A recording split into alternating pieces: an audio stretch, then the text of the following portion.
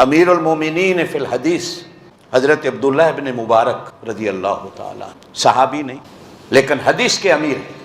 ان کا جب نام آ جاتا ہے کسی حدیث میں تو کسی محدث کی جرت نہیں ہوتی اس حدیث کو تسلیم نہ کرے۔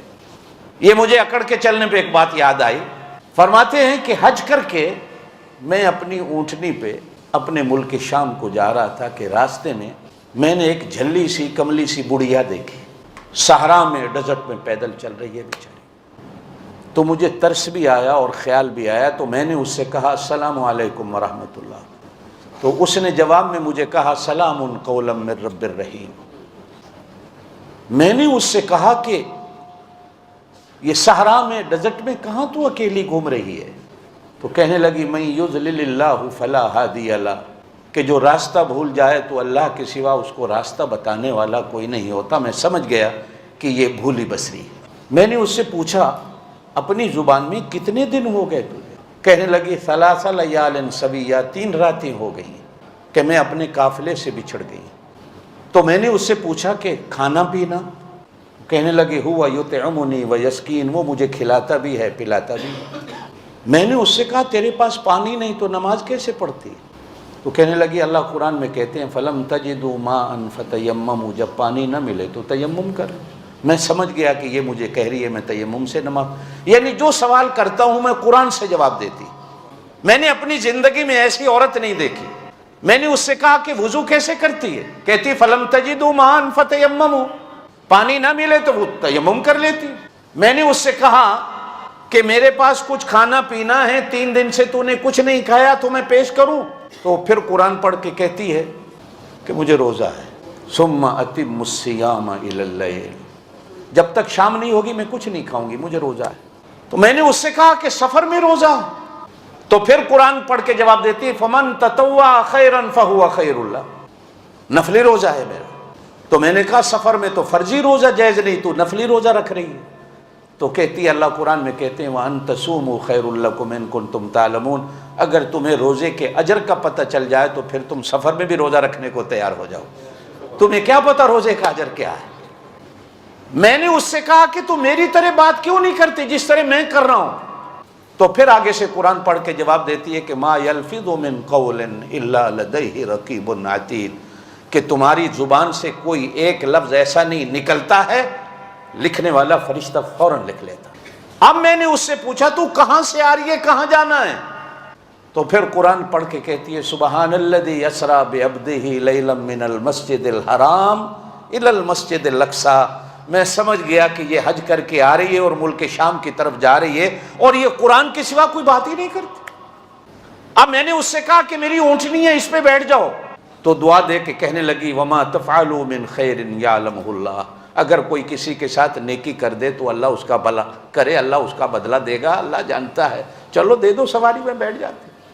اب جب میں نے اونٹنی اس کے لیے بٹھائی تو اونٹنی جیسے سواری کو بٹھاتے وقت ہلتی جلتی ہے، اونٹنی بھاگ کھڑی ہوئی، وہ بیچاری گر گئی۔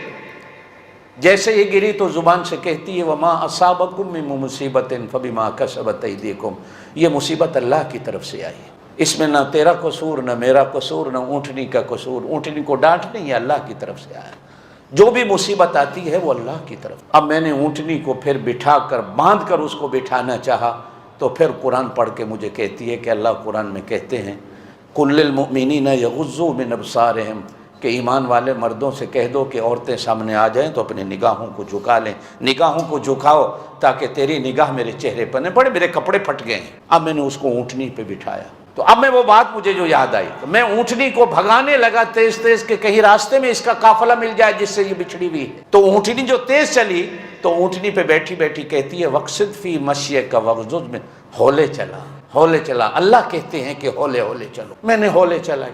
اب جیسے اونٹ چلانے والے کی عادت ہوتی ہے کہ جب آپ لوگوں نے تو کبھی اونٹوں کے قافلے چلتے نہیں دیکھے، ہم نے دیکھے ہیں کہ ایک آدمی 100 اونٹوں کو لے کے چلتا ہے تو وہ شعر پڑھتا ہوا جاتا ہے، پنجابی زبان میں کہتے ہیں وہ دوڑے ماں یہ پڑھتا ہوا جاتا ہے، تو اونٹنیاں مست ہو کے چلتی ہیں۔ بلکہ ایک دفعہ حدیث کے اندر بھی آتا ہے کہ آپ صلی اللہ علیہ وسلم کی ازواج اونٹنیوں پہ سوار تھی، سفر پہ جا رہے ہیں تو ایک صحابی نے شعر پڑھنے شروع کیے، اونٹنیاں تیز چلنے لگی تو آپ صلی اللہ علیہ وسلم نے فرمایا ہولے چلاؤ، دیکھتے نہیں ہو کہ شیشے کے آب خورے اونٹنیوں پہ ہیں، کہیں ایسا نہ ہو کہ اونٹنیاں بھاگی اور یہ نیچے گر جائیں۔ تو خواتین کو اللہ کے رسول صلی اللہ علیہ وسلم نے شیشوں کے آب خورے کہا کہ یہ پیار اور محبت سے سیدھی ہونے والی ہوتی ہے، آرام سے چلو تاکہ ان کو تکلیف نہ ہو۔ آپ صلی اللہ علیہ وسلم عورتوں کا بھی کتنا خیال کرتے۔ اب جب میں نے وہ شعر پڑھنے شروع کیے تو اونٹنیاں اور تیز چلنے لگی، تو وہ اونٹنی پہ بیٹھی بیٹھی کہتی ہے فَقْرَؤْا مَا تَيَسَّرَ مِنَ الْقُرْآنِ، قرآن کیوں نہیں پڑھتے ہو؟ قرآن پڑھو، میں تمہارا قرآن سنتی۔ اب میں نے قرآن پڑھنا شروع، پھر تھوڑا سا اور میں آگے چلا تو میں نے کہا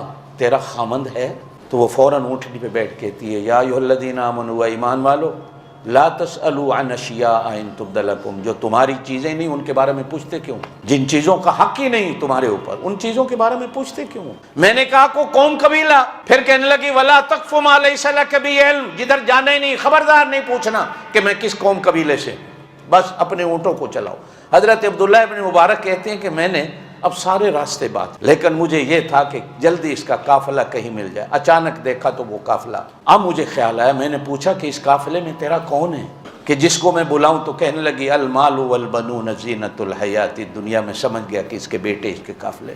میں نے کہا کہ تیرے بیٹوں کی پہچان کیا ہے؟ کہنے لگی وعلامات وبالنجم هم یہتدون، یہ اس قافلے کو راستہ دکھانے والے ہیں اور شکل صورت ان کی ایسی ہے جیسے آسمان کے ستارے ہوتے ہیں۔ میں نے کہا کو اپنے بیٹوں کا نام بتا، تو 3 نام بتا۔ کہنے لگی واتخذ اللہ ابراہیم خلیلا وکلم اللہ موسیٰ تکلیما یا یحییٰ خذ الکتاب بقوہ۔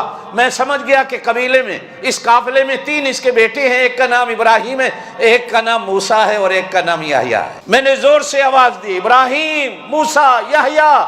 دیکھا تو 3 نوجوان آسمان کو ستاروں کی طرح بھاگتے ہوئے روشن چہرے والے میرے پاس آئے۔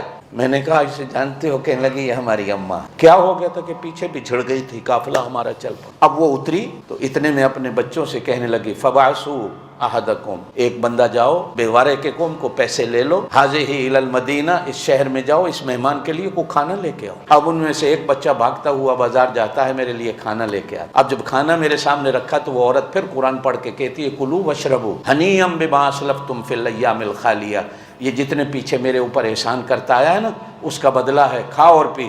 میں نے کہا قسم ہے مجھے حرام ہے یہ کھانا میرے اوپر، پہلے مجھے بتاؤ کہ یہ تمہاری ماں کی حالت کیسی ہے؟ تو وہ بچے رو کے کہنے لگے 40 سال ہو گئے آج تک ہماری ماں نے قرآن کے سوا کو بات ہی نہیں کی، قرآن کے سوا کو بات ہی نہیں کی، جب بولتی ہے قرآن بولتی۔ ہم کہتے ہیں اماں ہماری زبان میں بات کر، تو وہ کہتی ہے بولوں گی اللہ کے ہاں لکھا جائے گا، اور میں چاہتی ہوں کہ میں اس حالت میں مروں کہ میرے ہونٹوں پر قرآن کے سوا کوئی بات ہی نہ ہو۔ ایسی ایسی عورتیں بھی دنیا میں کہ جن کی زندگی ایسے گزری کہ قرآن کے سوا کبھی بات